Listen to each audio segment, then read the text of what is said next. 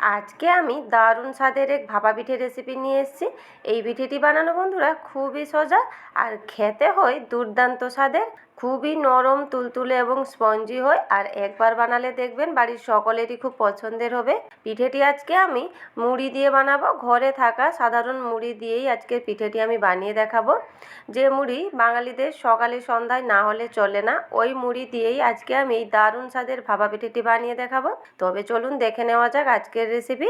নমস্কার বন্ধুরা, আমি পুষ্পিতার রান্নাঘরে আপনাদের সবাইকে স্বাগত। মুড়ির ভাপা পিঠে বানানোর জন্য এখানে আমি নিয়েছি মুড়ির পরিমাণটা আপনারা বেশি কমও করে নিতে পারেন। এক বাটি আমি এখানে মুড়ি নিয়েছি আর মুড়িটা আমি ঘরে থাকা মুড়ি নিয়েছি। আপনারা চাইলে মার্কেট থেকে কেনা মুড়িও নিতে পারেন। যে কোনো ধরনের মুড়ি দিয়ে এই পিঠেটি বানানো যায়। মুড়িটাকে একটা পাত্রে আমি ঢেলে নিয়েছি, এরপর জল দিয়ে খুব ভালোভাবে ধুয়ে নিব। এর ফলে মুড়িটা খুব সফট হয়ে যাবে এবং নরমও হয়ে যাবে। এখানে মুড়িটাকে আমি দুবার মতন ধুয়ে নিব। দুবার এখানে মুড়িটাকে আমি ধুয়ে নিয়েছি আর দেখুন কতটা সফট এবং নরম হয়ে গেছে। এরপর সমস্ত মুড়ি একটা গ্রাইন্ডিং জারে দিয়ে একটা মিহি পেস্ট করে নিতে হবে। সমস্ত মুড়ি এখানে একটা গ্রাইন্ডিং জারে দিয়ে দিয়েছি। এরপর অল্প একটু জল দিয়ে একটা পেস্ট করে নিব। এখানে মুড়িটাকে একটা মিহি পেস্ট করে নিয়ে এসেছি। এরপর একটা পাত্রে বের করে নিব। এইভাবে একটু মিহি করে এবং শক্ত করেই পেস্টটা করতে হবে, কিন্তু বেশি পাতলা করা যাবে না। সমস্ত পেস্ট আমি একটা পাত্রে বের করে নিয়েছি। এরপর তাতে দিয়ে দিব একটা ছোট্ট বাটির 1 বাটি সুজি। সুজিটা দেওয়ার পর তাতে দিয়ে দিব ওই বাটির মাপেই হাফ বাটি ফ্রেশ দই। দইটা এখানে ফ্রেশ নিতে হবে যাতে টক না হয়। আর নিয়েছি পরিমাণ মতো লবণ, তাতে দিয়ে দিব 2 চামচের মতো চিনি। এরপর সমস্ত কিছু এইভাবে শুকনোই মিশিয়ে নিতে হবে। প্রথমে কিন্তু জল দেওয়া যাবে না, যেহেতু দইতে জল আছে আর মুড়িটাকেও জল দিয়ে পেস্ট করা হয়েছিল, তাই প্রথমেই শুকনোভাবে মেশাতে হবে। যদি একটু গাঢ় লাগে তাহলে একটু জল ব্যবহার করা যাবে। এখানে ব্যাটারটা অনেকটাই ঘন লাগছে, তাই অল্প একটু আমি জল দিয়ে খুব ভালোভাবে মিশিয়ে নিচ্ছি। এইভাবে মিশিয়ে নেওয়া হয়ে গেলে ঢাকা দিয়ে মিনিমাম 10 থেকে 15 মিনিটের জন্য রেস্টে রেখে দিতে হবে, কেননা সুজিটাকে একটু টাইম দিতে হবে ফুলার জন্য। যতক্ষণ রেস্টে আছে এদিকে একটা পুর রেডি করে নিব। তার জন্য একটা কড়াইতে 1 বাটি নিয়েছি গুড়, তাতে দিয়ে দিব 1 বাটি নারকেল কোড়া। একটু ফ্লেভার ভালো আনার জন্য 2টা এলাইচিকে থেতো করে দিয়ে দিলাম। এরপর সমস্ত কিছু খুব ভালোভাবে মিশিয়ে নিব। এখানে ফ্লেমটাকে অবশ্যই মিডিয়াম টু লো রাখতে হবে আর মিডিয়াম টু লো ফ্লেমেই গুড়টাকে নারকেলের সাথে খুব ভালোভাবে মেল্ট করে নিতে হবে। গুড়টাকে নারকেলের সাথে খুব ভালোভাবে মেল্ট করে নিয়েছি। এরপর কিছুক্ষণ নাড়াচাড়া করে পুরটাকে একটু শক্ত করে নিব। এখানে পুরটা অনেকটাই শক্ত হয়ে গেছে এবং রেডিও হয়ে গেছে। ঠান্ডা করে নেওয়ার পর আরও শক্ত হয়ে যাবে আর ঝুরঝুরেও হয়ে যাবে। এখানে ঠান্ডা করে একটা আমি প্লেটে বের করে নিয়েছি আর পুরটা দেখুন কতটা ঝুরঝুরে হয়ে গেছে। পিঠেটি বানানোর জন্য এইভাবে 3টা আমি বাটি নিয়েছি। ওই বাটিতে একটু তেল ব্রাশ করে নিচ্ছি, যাতে পরে পিঠেগুলো খুব সহজেই বেরিয়ে আসে। বাটিগুলোতে তেল ব্রাশ করা হয়ে গেছে আর এদিকে একটা কড়াইতে জলও গরম করতে বসিয়ে দিয়েছি পিঠেটিকে ভাপানোর জন্য।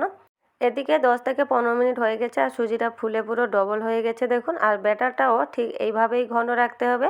এখানে ব্যাটারটাকে কিন্তু বেশি পাতলা করা যাবে না, ঠিক এইভাবেই ঘন রাখতে হবে। এরপর তাতে দিয়ে দিব হাফ চা চামচের মতো বেকিং পাউডার। বেকিং পাউডার দিয়ে খুব ভালোভাবে ব্যাটারের সাথে মিশিয়ে নিব। আর বেকিং পাউডার দেওয়ার পর দেখুন ব্যাটারটা কতটাই হালকা হয়ে গেছে। বেকিং পাউডারটা দেওয়ার পর কিন্তু খুব তাড়াতাড়ি পিঠেটা বানিয়ে নিতে হবে। যে বাটি 3টা আমি সেট করে রেখেছিলাম তাতে পরিমাণ মতো ব্যাটার দিয়ে দিব। প্রথমে বাটির অর্ধেক মতন ব্যাটার দিয়ে দিতে হবে।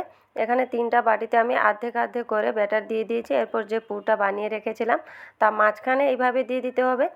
পরিমাণ মতো পুর আমি 3টা বাটিতে দিয়ে দিয়েছি। এরপর অপর থেকে আবারও ব্যাটার দিয়ে পুরগুলোকে ভালোভাবে কভার করে নিতে হবে, যাতে বাইরে দেখা না যায়। বন্ধুরা, এই পিঠেটি বানানো কিন্তু খুবই সোজা আর খেতে হয় দুর্দান্ত স্বাদের। একবার হলেও এই পিঠেটি ট্রাই করে দেখবেন।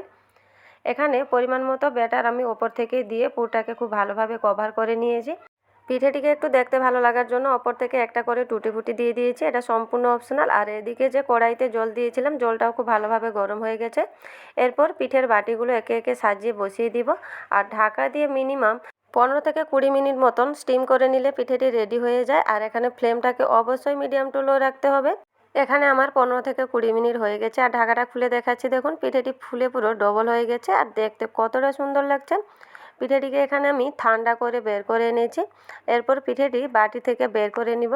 এর জন্য একটা ছুরি দিয়ে আমি পিঠেটিকে সাইডগুলোকে একটু ছাড়িয়ে নিচ্ছি, যাতে খুব সহজেই পিঠেটি বেরিয়ে আসে। এই দেখুন পিঠেগুলো বাটি থেকে খুব সহজেই বেরিয়ে আসবে আর বাটিতে একটুও লেগে থাকবে না।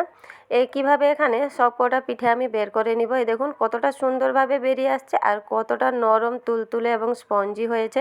মুড়ি দিয়ে এতটা স্পঞ্জি নরম তুলতুলে দুর্দান্ত স্বাদের পিঠে কিন্তু খুব সহজেই বাড়িতে বানিয়ে ফেলা যায়। একটা আমি এখানে কেটেও দেখিয়ে দিচ্ছি, দেখুন ভেতরে পুর দেওয়ার কারণে দেখতে কতটা সুন্দর লাগছে।